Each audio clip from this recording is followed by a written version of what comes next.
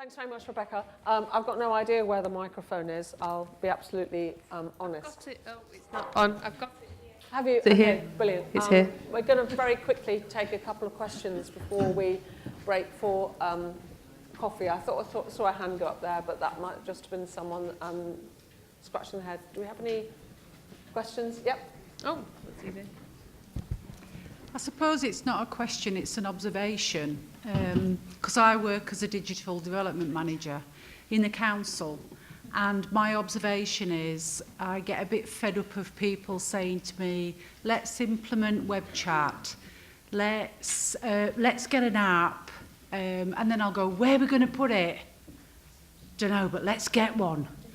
And that's one of my observations, and I think if anything that people could take away today is we should challenge when they say, we really need one of those because I've seen somebody else has got one. Yeah, I totally hear you. My job, a big part of my role is they deploy BECs and say, go and tell them that what they want is wrong, please. And I'm like, all right, cool. But it's a hard job. And sometimes you just can't convince them. They want an app. That's it. Great observation. Do quickly sort of let us know if there's something that you want to ask, because I say I don't want to dominate the conversations, but I thought that two really interesting presentations there.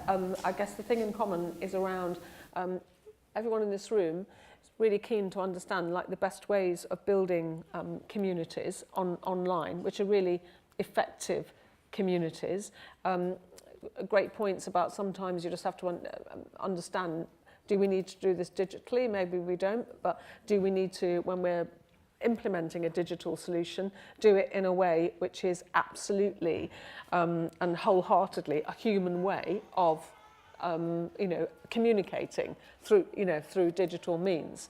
But if you were to give a takeaway message to everybody here, what would it be, your top tip for making a real difference with the communities that they're trying to reach?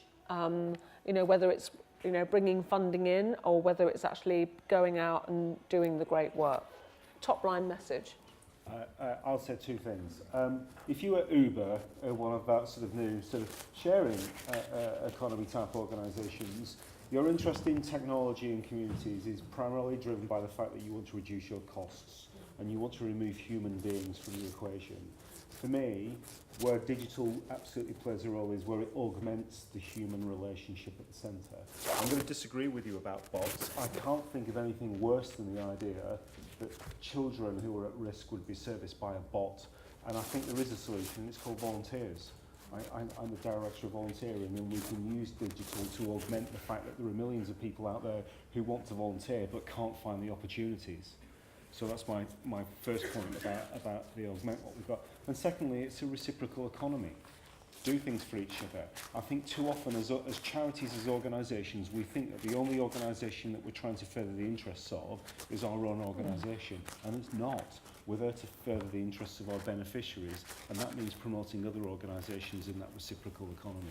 Yeah, I think that's really important. One of the things in the really early days with Team Tech that we did was that the bottom line was we want to help young people understand the opportunities across science, technology, digital.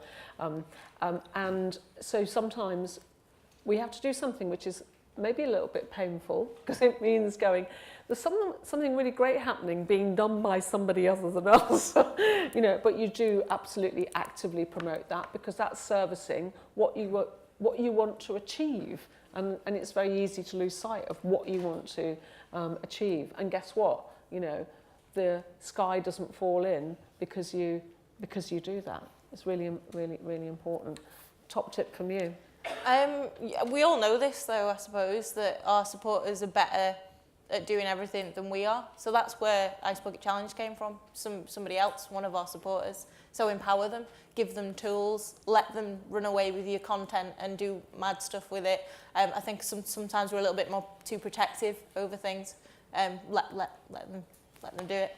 Excellent. Well, great pieces from both of you. Thank you both very much indeed.